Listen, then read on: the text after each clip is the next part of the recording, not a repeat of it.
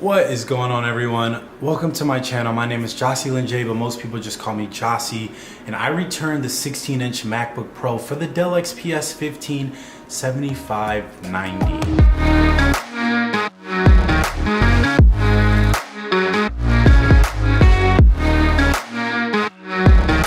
Those of you who've been following my channel for the past few months, you know that it's been a journey trying to find a new laptop. So I want to say about 4 months ago, I released a video saying that I'm selling my 13-inch MacBook Pro.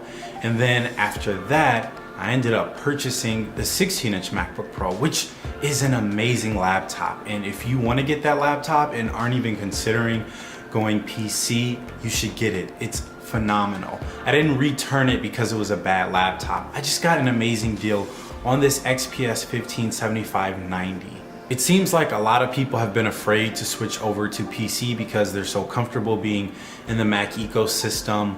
But I've noticed ever since Dell released this XPS model, I've started to see more and more YouTubers make the switch from Mac to PC, or specifically from their older generation MacBook Pros to the Dell XPS. One of the influencers that influenced me is Sarah Dietschy.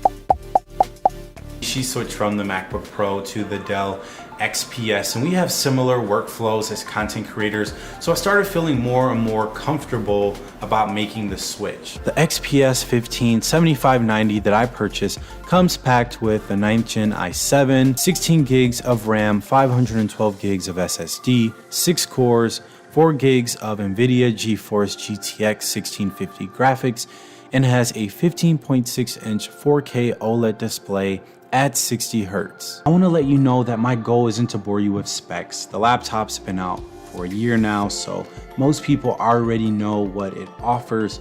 I want to talk about my real life experiences and why I think it will be a good option if you don't want to break the bank on a MacBook Pro, or if you just want to switch from Mac OS to PC. I like the aesthetics of the XPS 15 7590.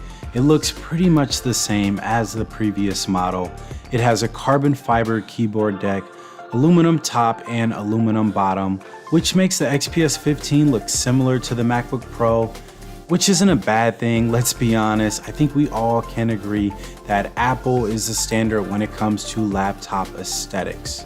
The screen is bright, has good color accuracy, but can be a bit saturated. I don't have a problem with that, other than when I'm video editing and my footage looks a bit inaccurate to what others can see on their displays. The main reason I got the XPS is to render and export large video files faster, so I can more consistently edit and release YouTube videos.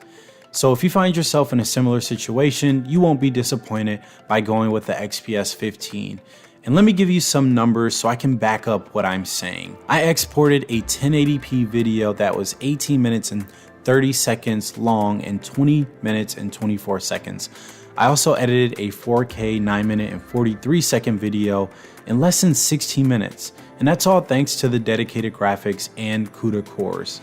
And to put it in perspective, the entry-level i9 16-inch MacBook Pro that I had took 45 minutes to export a 1080p in 13 minutes. I made specs the top of my priority, especially since I was gonna make the jump from Mac OS to PC.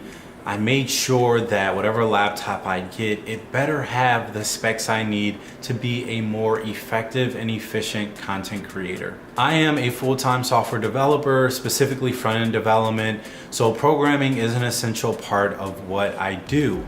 And I really enjoy using Git Bash with Windows 10, and I'm not gonna lie, I actually really enjoy the user experience of File Explorer. I like it a lot more. I like navigating files a lot more on PC than I do on Mac OS. I just like File Explorer way more than Finder. I find it a lot easier to edit files, manipulate, copy, delete files, access files, get the file path. All that nerdy stuff that I'm talking about is actually really important. Even when you're creating YouTube videos, you're constantly making new folders for footage and assets. The XPS keyboard is great, from the typing experience to the responsiveness of the keys.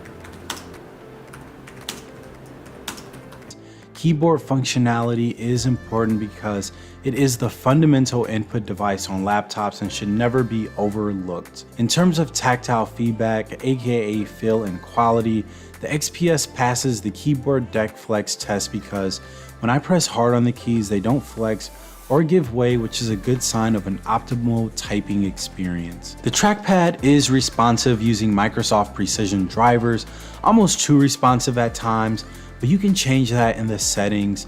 The trackpad is also pretty large when comparing it to other PCs, but pretty small when comparing it to the 15 or 16-inch MacBook Pro. I'm still having trouble right-clicking. That's always been a problem for me on every PC trackpad I've used.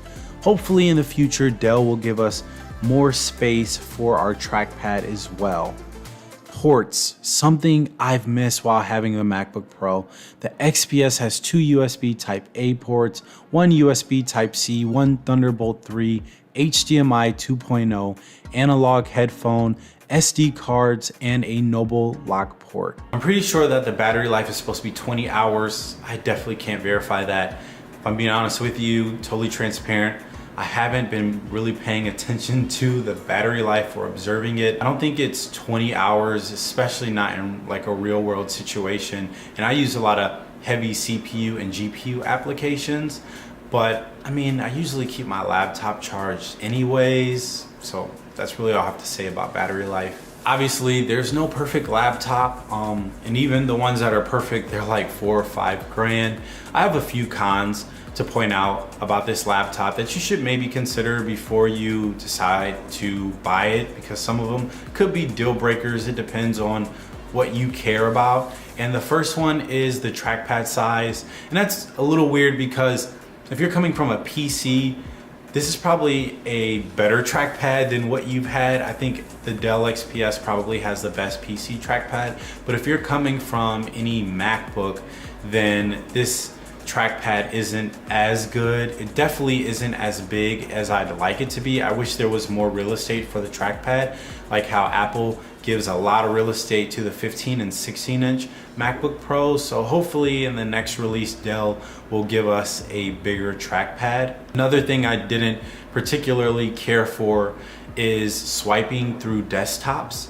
It was like a bit jumpy. It wasn't as smooth, like panning from one desktop to the other wasn't as smooth as I like. And that's probably because I'm coming from a MacBook Pro where swiping through different screens is a lot more smoother. It's not like a deal breaker by any stretch, and you probably won't notice it that much. Maybe I'm just a stickler, but it was a bit like jumpy. I also had to download a few drivers. I did notice that my Bluetooth connection was a little finicky with the MX Master 3 and the MX keys for some reason. I'm not sure why I was losing connection. I haven't noticed that with any other devices, but I will say that the Bluetooth toggle button to turn it on and off disappeared.